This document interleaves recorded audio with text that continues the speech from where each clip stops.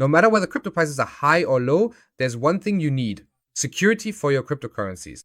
Exchanges can be hacked, but hardware wallets are much harder to compromise. The bigger risk there is usually user error.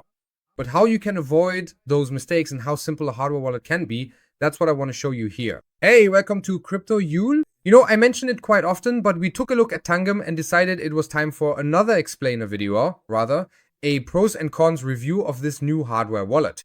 By comparison, you might be thinking, why does it look so strange?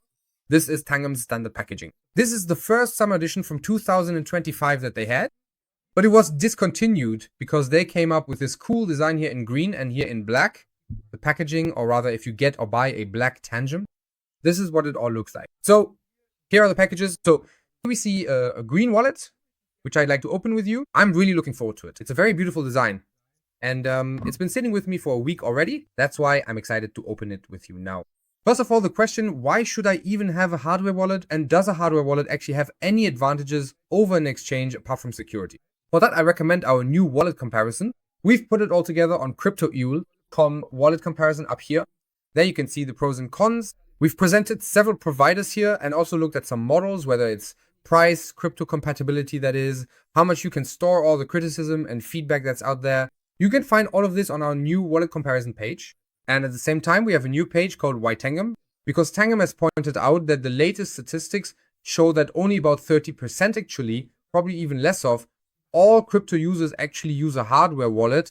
So of the people who hold cryptocurrencies, only about 30%. We know that people who hold cryptocurrencies make up just a tiny percentage of the world's population. Yes, and why Tangem, or rather, why hardware wallet? The storage of your cryptocurrencies is extremely important because you don't want them to end up in someone else's hands and no longer belong to you.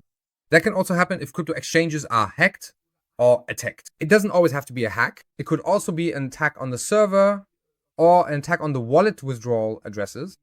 For example, at the moment you want to make a withdrawal, an automatic wallet address could be entered and your own address is no longer accepted. These days, anything is possible. Tangem offers simple and easy storage with the NFC cards in various designs, as well as the NFC ring. So there are some really cool things here. And the advantages of such a Tangem, by the way, here's the first picture of the card we're about to unbox. The advantage is clear.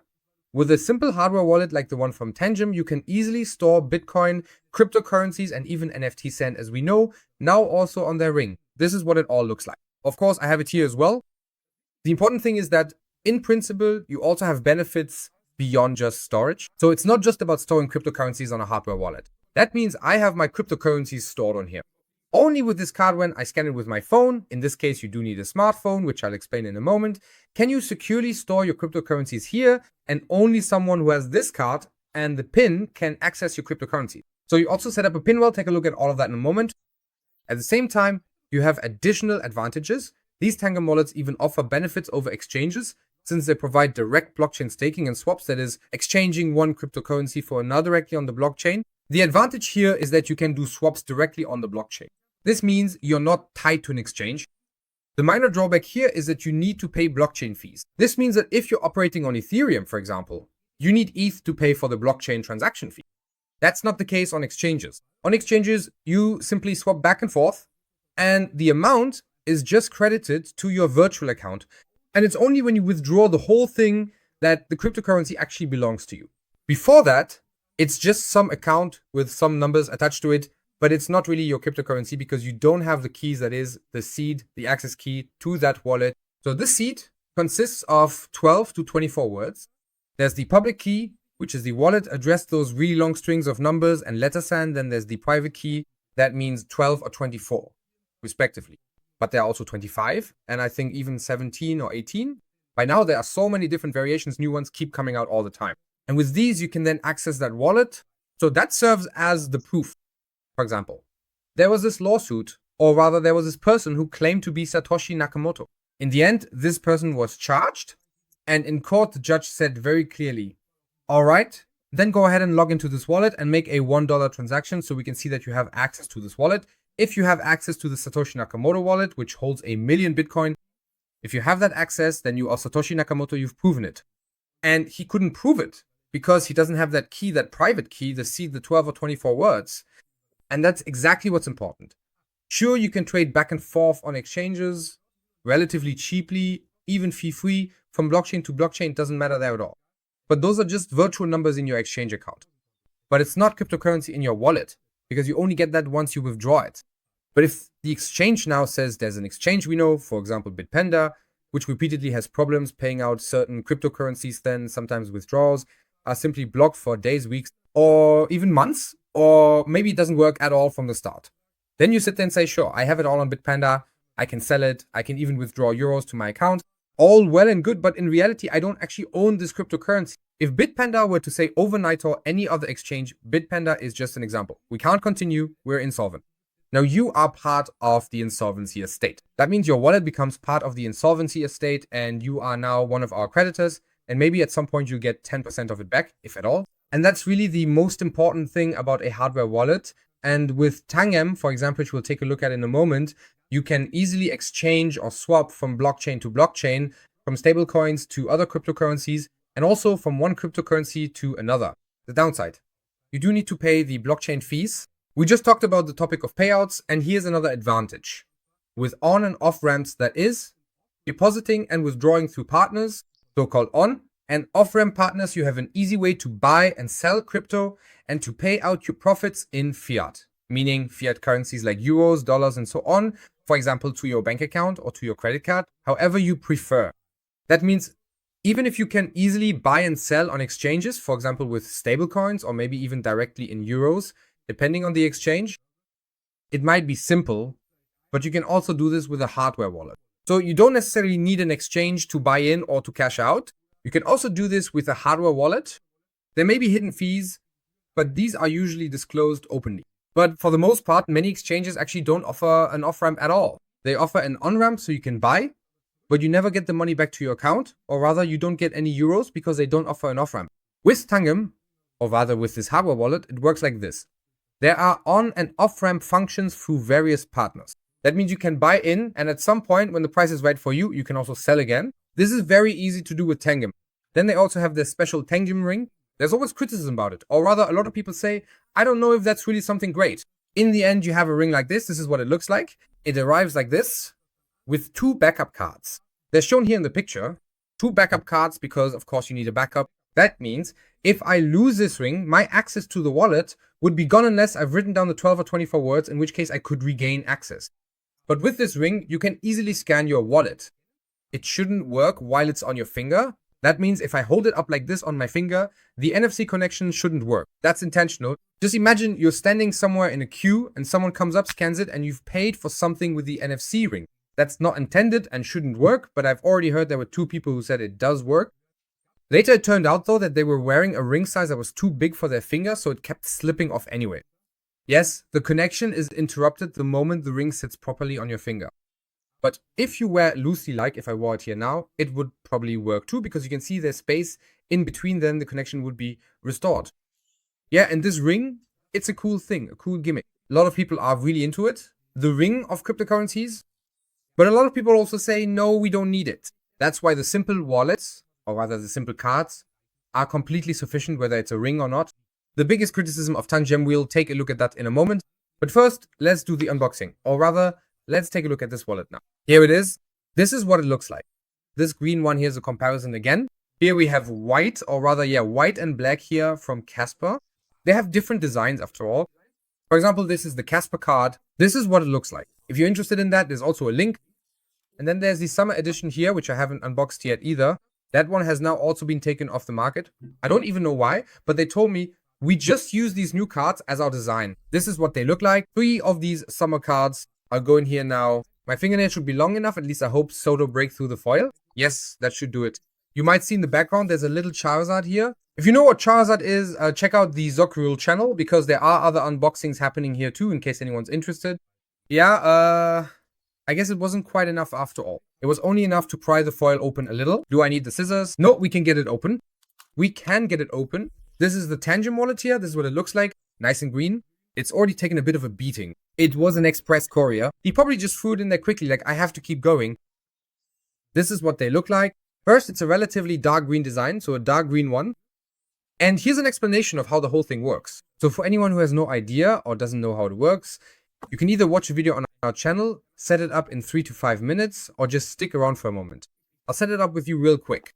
And here we can already see the other colors. There they come into view. We have this design here, and we have this design. This one is actually quite close to the Casper card, but there's still a slight difference. This is more mint, and this is more, I don't know, turquoise, light green, not sure. Very nice. I can lower the color one more step, then it might show up better, or maybe dim the lamp a bit. That's what they look like. I think they look really stylish. Green in this case, and I'm really looking forward to the blue one. That one also looks really stylish. It's on its way. Yeah. And I ordered the green one pretty quickly because I definitely wanted to have it. Yeah, and when I get the blue one, I'll definitely show it to you in another unboxing. So how does the whole thing work now? How can I set up a wallet here and do it in 3 to 5 minutes? That's what I want to see. For that, you'll need a smartphone with NFC enabled. With NFC, you can easily scan these cards and you'll need the Tangem app. This is what it all looks like. Here, just like that, you can scan a card or a ring. Just for fun, we can try scanning the ring now. I'll just hold it back here if I hit the right spot. NFC works differently from phone to phone. There it goes. And as you can see, I still haven't managed it. It's still not set up. All right, let's go back. I want to go all the way back to the beginning. Now let's go ahead and scan these green cards. We'll start with the top one, this mint colored one. Is that called mint? What do you say? Mint green, mint turquoise green. You can argue about that. We'll just scan them back here. This is what it looks like, and just like that, the whole thing is done. Here the question is asked directly, and the card, you see the color is recognized. Now the question is, do we just want to create a Tangem wallet? This is very important now. Here is the Tangem sign. Tangem wallet means in this case that your wallet does not have a key. That means you are trusting the card. So you make sure to take good care of the card and trust the card. That means you don't have 12 or 24 words. The other option, which would be down here, another option. You can generate a seed phrase, but here they say it's a very outdated standard to use a seed phrase. That can also be hacked, or you could lose it. You have to take care of it yourself. You can write it down on paper, and on paper, the paper can get lost, or a metal plate that gets damaged. Although nowadays, the good metal plate 7, if there's a fire, nothing much happens to them. Then you can import a wallet. If you already have a wallet with a seed key, for example, 12 or 24 words, you enter that here. For example, let me type hello. Is hello available? No. Now it gives a suggestion valve, then a space, then the next one, I don't know, gold, I don't know. Then I just type in fetch, again a space. Is there anything with OH? OH. That's not there either. Anything with O, P, I don't know, opinion, exactly, and that's how you type it in, maybe 12 or 24 words, depending on what you have. And once you have that, the first 12, then you can type them in here or import them, but it has to be at least 12. That means by now there are 12, there are 18, there are 24, and Ledger even has 25. I think actually 25 even works here too. But we want to create a new wallet. So for example, if I say I want to generate with a seed phrase now, it takes a bit longer because you also have to write everything down. Generate seed phrase, then you see this seed here. Very important, write it down. Here you have 12, and up here you can simply switch to 24. Very important, here you see 24. Scroll down a bit, very important to write it down. Because the next step, let's stick with 12. For now, the next step would be the verification. In this case, the 2nd, 7th, and 11th word must be written down here. I don't have it. I didn't write it down. I just want to show you how easy it is to create a wallet without a seed. Because using a seed does take a bit longer. That's why we're just going to create a Tangem wallet now. For the Tangem wallet, feel free to scan this card again. Important, you now just see a number here. It's pretty simple. You find it on the back here. 6865. It matches with that. You can scan it any way you like, right side up or upside down, with the logo facing up or down, it works perfectly. Then you need at least one backup card, that's the minimum. That's why Tangem offers these 2-card packs. It's important to note that you have a main card and a backup card.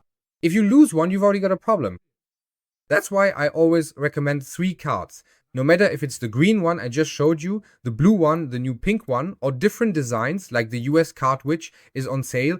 I think they're phasing it out, the Bitcoin card, or this noodle card, or just the standard black one, which is the standard card, or maybe the stealth card, which has no logo on it, so no one knows exactly what it is. Or you just say straight away, look, ring on your finger and 2 backup cards, that's something. Or you say, hey, we're out with 2 or 3 people, then a family pack is worth it, for example, a black and a green or a black and a blue. So you see, there are some cool options here now. They're constantly expanding their shop as well, or a stealth, a regular one, whatever you're interested in. You get 10% off, as you can see up here, with the code CryptoYule or the link in the pinned comment or in the video description. Or of course here at Tangem, or on the homepage, there to the shop with a 10% discount, or also in the wallet comparison. All advantages and disadvantages are listed here. Then we add a security card. That's also relatively simple. So now, for example, we'll take this one, which should also be displayed in color again. If you have problems with NFC scanning, you see, sometimes it also takes a bit longer for me. Even if you have the latest phone, depending on how you hold the card, I hold it at a slight angle behind it, like this. Behind it, then it should work perfectly. You can also see that now the dark card is displayed. Now, there's the options a bit grayed out to add a third one at all, or to say complete backup if I only want to have a second one.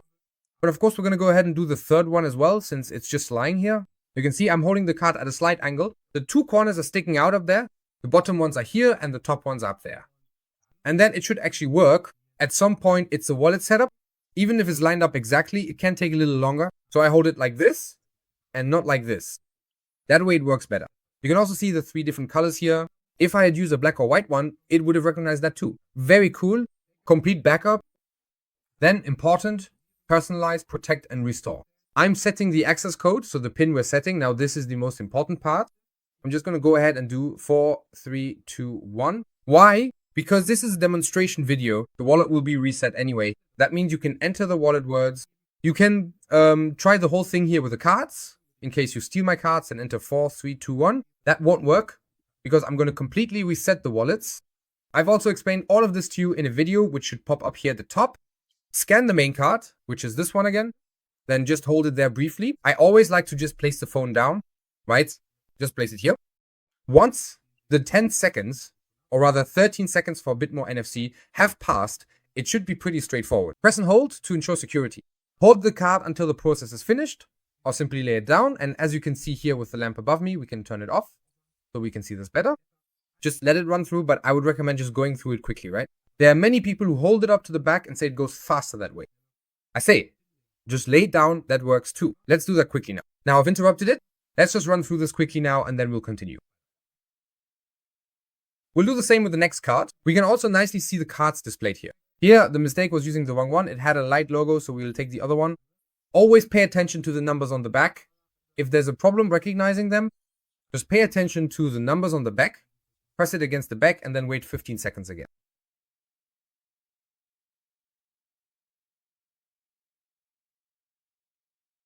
The whole thing will then be set up briefly, takes a little while, and then you can select the cryptocurrency you want. So I hope it goes as quickly for you as it does here in the video when scanning the cards. It just takes a little while. But as you can see, 15 times 3 seconds plus, holding it there for a bit, let's say roughly about a minute. Then select the different blockchains here. For example, you can see that Bitcoin only has one blockchain, namely the Bitcoin blockchain. Ethereum now has several blockchains, since Ethereum is also available on other blockchains, or on layer 2 or layer 3. I'm not even sure why some of these aren't marked as layer 3. Even here, for example, it's available on the Solana blockchain. If I say I use ETH, but for example, on the, let's say, the Polygon chain or the base chain, let's go with that. I have it on Solana too. Then I hold XRP on the XRP ledger, for example. Then Tether, which is very special because Tether, of course, has many blockchains. I'm on Tron because it's fast. Solana, because I now have companies on it. Companies, because it is expensive. No idea. But of course, ERC20 also counts. Very important is behind here. Of course, it also counts in such a way that ERC20 here refers to all EV miss. Then I also have it on Avalon as an example, or I don't know. Let's move on. I also only have BNB on the main chain. Then we have Solana, and with Solana, it's also just the main chain. I also have USDC on the chains I just mentioned, and also on Polygon and Sui. Polygon is included here, which is very important to mention, and on Base as well, just like that. I also have Tron on the main chain. What else do I have? I don't know. I also have wrapped Bitcoin on those. Then I have something else, for example. I obviously need AVAX, and I should still have Tron, but you can also search for that here. I could now say TRX. Here we've now found it under TRX. Of course, we also have that on the main chain, and then we're done. We have all of that, and now it doesn't matter which of these cards I use. I'll just go with the golden middle one. Just hold it up to the back here, ready to scan, enter the access code. What was it again? 4, 3, 2, 1. Continue, and then scan again. Yes, as you can see, scanning is important here. And now my wallet should be created. This wallet creation will take a moment, and then it will show, look, this is what it looks like, or rather, this is how my wallet is generated with all tokens at a glance. Successful. Continue to my wallet. And now we have everything at a glance. Now I can easily receive this cryptocurrency here. Here we can already see base ETH. I have put the Tether or USDC, something like that, onto the base blockchain. Here we can always see the blockchain behind it. Here I also selected SUI, but I didn't actually select SUI myself. That's why it's automatically listed here, because if I had this USDC on the SUI blockchain and wanted to send it, I would need SUI as the transaction fee for the blockchain. So you see, everything I entered is here. Adding more is no problem at all. You just go down here, search for the cryptocurrency, and you can easily add it. There's currently a loading issue, but normally it should work. If I want to organize them, for example, if I want USDC base or whatever I entered under base, I just search for it here, then simply drag it to where I need it. For example, here, I move too much. Then we take this USDC under base. That's here now. So now we have base and USDC in this case there. Applying all of this should be very straightforward. After I've applied it, everything will also appear underneath. More options on this whole topic for your wallet. Making further purchases. You can find everything here or connect your wallet if, for example, you want to have NFTs in your wallet, no problem. Simply connect your wallet to, for example, NFT providers or NFT platforms. Everything is conveniently set up here. As you can see, the whole thing works with 3 devices. So there are 3 wallets here. That means you have 3 backups. If you lose one, you can still operate with the other 2. If you have something here, for example, you can easily buy it right here. As I mentioned, here you can, for example, make a purchase select, which country you live in, and so on. These are the on and off ramp providers. Selling works just the same way, no problem at all. Your page opens up, and then it goes through the different sites. Receiving cryptocurrencies is also no problem at all. You can receive them here on the blockchain. Then, for example, you can see the blockchain address here. You can easily copy it here by tapping on this or by going down here to copy or share. Or you can go here and, for example, this is the legacy Bitcoin network, the main network.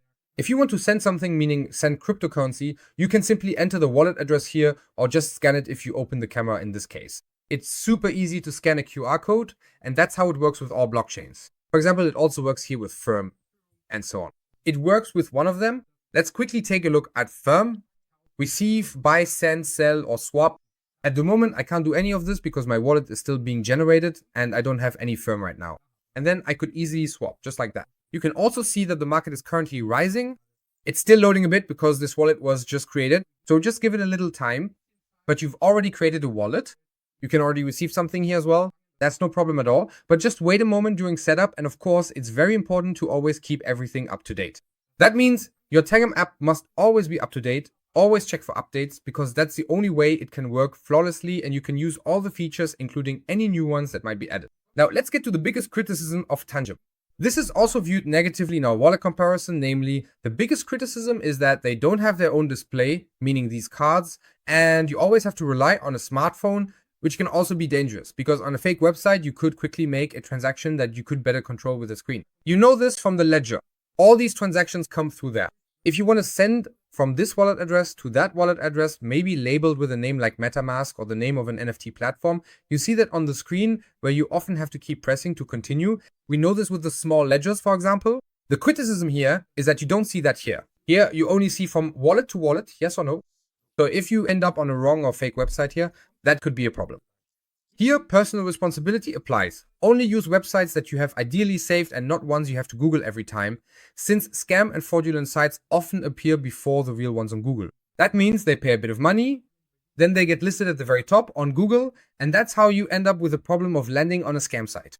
So personal responsibility is the most important thing here. In conclusion, if you have any questions, write in the comments, use our Telegram or email info@cryptoyule.com. You can reach us there. The bottom line is, buying a crypto hardware wallet is always worth it, no matter whether prices are high or low at the moment. Wallets serve to protect your cryptocurrency. Self-protection is for everyone, but with wallets like those from Tangem, it's made very easy for anyone to store cryptocurrencies themselves and securely. With their various designs, such as the Casper wallet here, or the Ring, or these different styles like the current summer edition and everything else they offer, they are exciting the crypto world. Tangem is considered the most beginner-friendly. Whether you use a wallet with 12 or 24 words, or even no seed at all with Tangem, remember, you can save 10% in the shop with the code CryptoYule or by using the links here in the video or on our website. If you have any further questions, just write to us. I hope I was able to help you and show that no matter what market phase we're in, a hardware wallet always makes sense and is important for keeping your cryptocurrency safe. After all, you probably don't just keep your 50 or maybe even 100 euro bills or even just 10s and 20s stuffed in your pocket, just like that. Here's the money. Instead, you keep it in a wallet or a purse, because that's what wallet means in German. With that in mind, I want to say thank you very much for watching and see you in the next video.